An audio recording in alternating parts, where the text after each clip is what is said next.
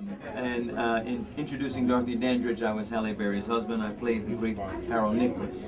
Movies like Philadelphia, John Q with Denzel, That Thing You Do.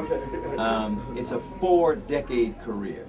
And I hail originally from New York City, so to all of the East Coast folks, I send my love and appreciation for your support over the years. And, you know, like, one of the things I've been dying to talk to you about, that Temptations movie touched me, and it was just, to me, one of the best movies ever made about music. Well, I thank you. You know, it was basically it's a good story told well. You know, we're identifying with subject matter, you know, which is the basis for telling a story, a good subject matter. So when you talk about the Temptations, here were men that brought great joy to the world population through their artistry, the brilliance of their music, and yet individually their lives were in such great turmoil, as many times is the case with great artists, is that they present a face to the world that shows that life is great, because through their artistry they get an opportunity to express the things that others are going through, but you'd have no idea what goes on behind the curtain of those individuals' lives. And that was, we got an opportunity to see as it pertained to the Temptations. And it was a joy to do it. It was very difficult doing it. We were cutting it on the fly. Those men, I want to salute them, because they did predominantly sing all those parts themselves. They weren't dubbed, you know, so it was a great cast, brilliantly directed, and a good story told well, and it stands the test of time. Yes. Tell us what you're working on right now. Oh, always busy, always busy. I just completed a film. The title of the film is "If I Tell You, I Have to Kill You." Now, I'm not saying that, but that is in fact the title of the movie. Right. But it's a brilliant film. If I tell you, I have to kill you. So I'm hoping those listeners will be on the lookout for that. I've just created a new television talk show. It is called, and you can go and check out online if you go to Go Beyond the Lens. Go Beyond the Lens. If you Google Go Beyond the Lens and click on the trailer, you can get an opportunity to see this. Now, what this show is about, Mike, is very often celebrities are celebrated for their celebrity, but very seldom are they recognized and appreciated for their humanity. And that's what my show deals with.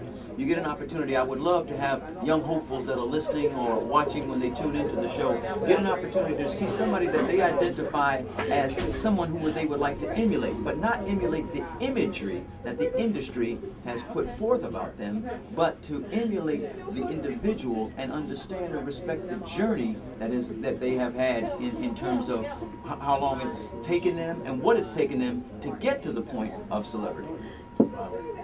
So, you know, I mean, I think that if you go to gobeyondthelens.com or Go Beyond the Lens and click on the trailer, you'll get a chance to see it. We've got guests on.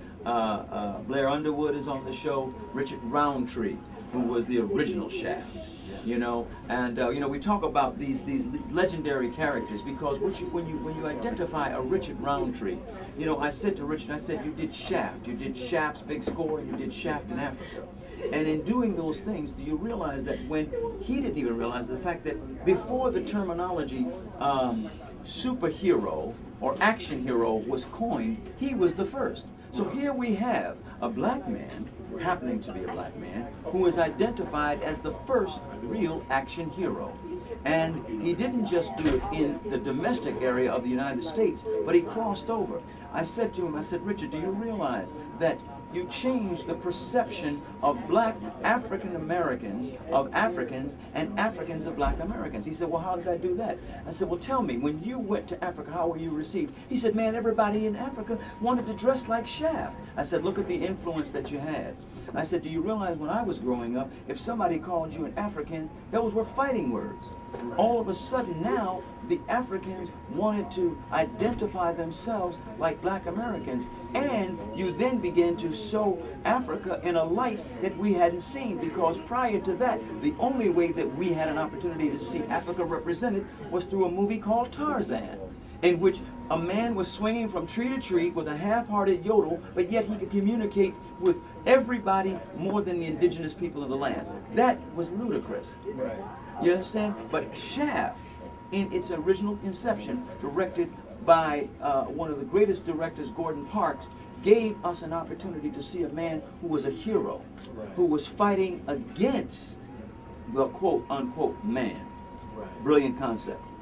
It was a good concept. You know, when I was a kid, you guys could probably relate to this because we're around the same age. Well, come on now. I used to play Shaft on the playground. That's right. That's right.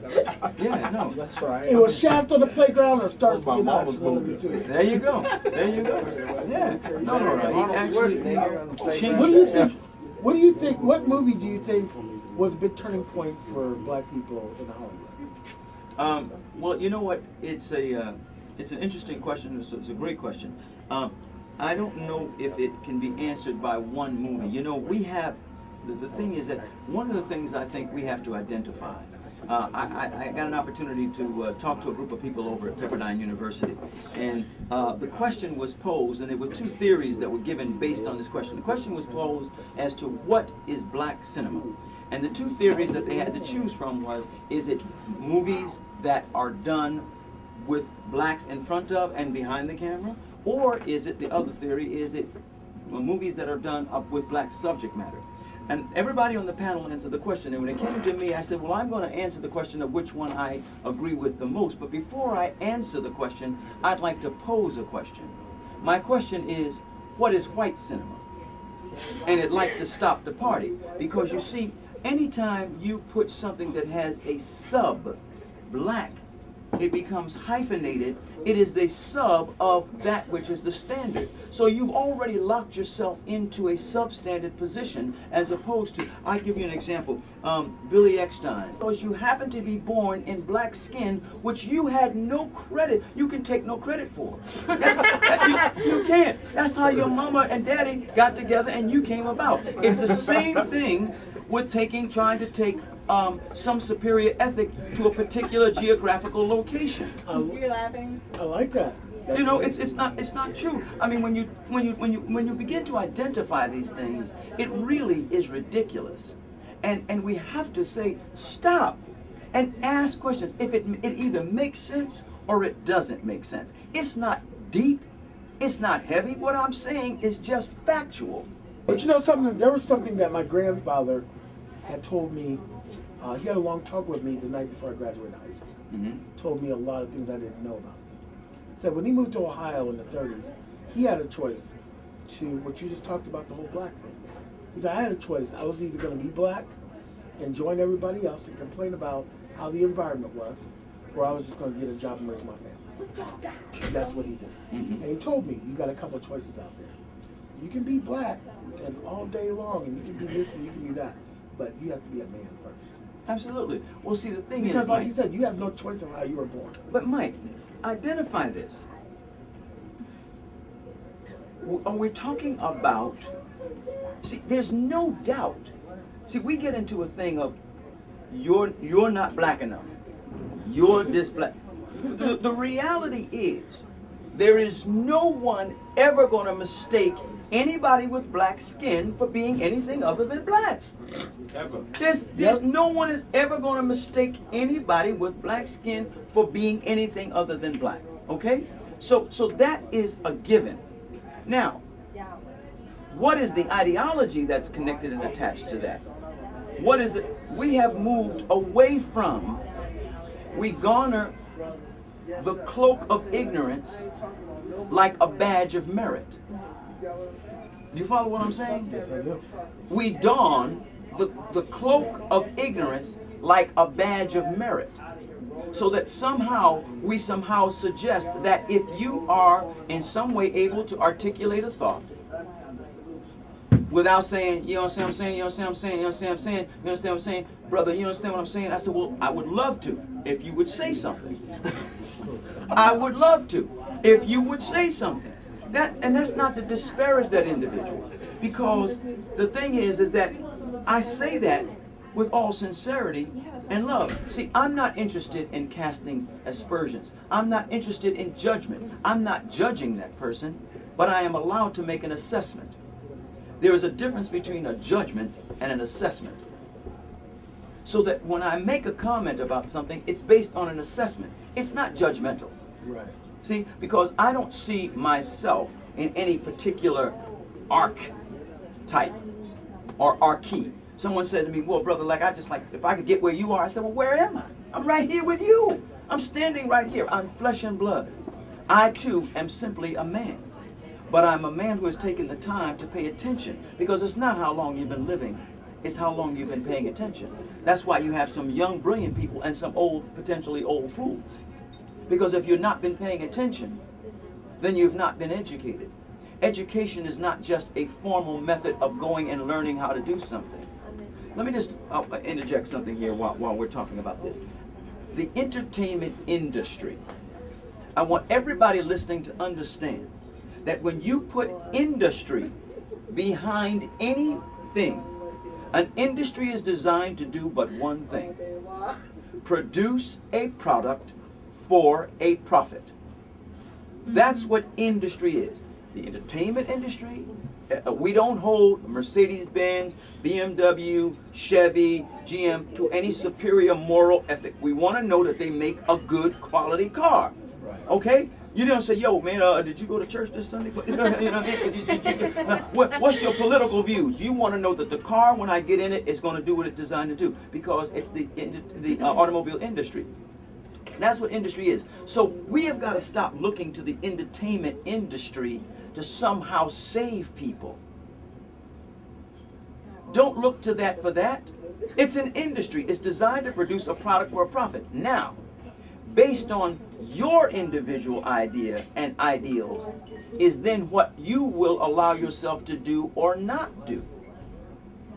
Because people have said to me, yo, brother, it sounds good what you're saying, but I'm going to tell you the truth, brother, I'm just trying to get paid. To which I respond, at what cost? There was full employment during slavery. At what cost are you willing to get paid? Are you willing to get paid on the detriment of that something, creating a continual, purporting a continual image that is of one segment of an individual's lifestyle as an entire people? Thusly, when someone is the subject of abuse because of these images that you purported and saying that that's who you are, when you have to be subjected to that, when everybody that is dealing just because they happen to have black skin is subjected to that, I don't think that that's proper. Okay? So we have to make decisions. I don't disparage anybody for what they do. It's their choice in life to do what you choose to do. You're born a free man or a free woman.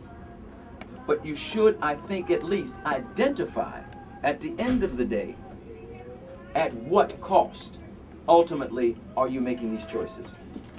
Because I can tell you, everybody that's listening, I've been around the world, and I can tell you for a fact that blacks change and influence fashion and entertainment.